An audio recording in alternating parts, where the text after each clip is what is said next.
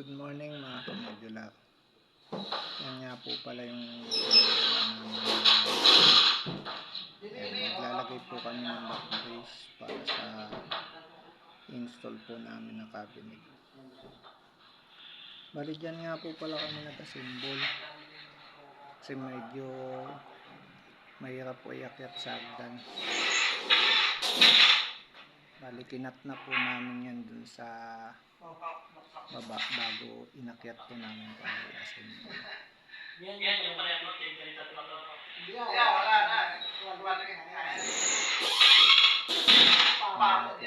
Maglalagay kami dyan ng back brace para po yung backing natin ay hindi po masyadong magalaw. Maraming salamat po at pa-like na rin po, subscribe, pa-share na rin po.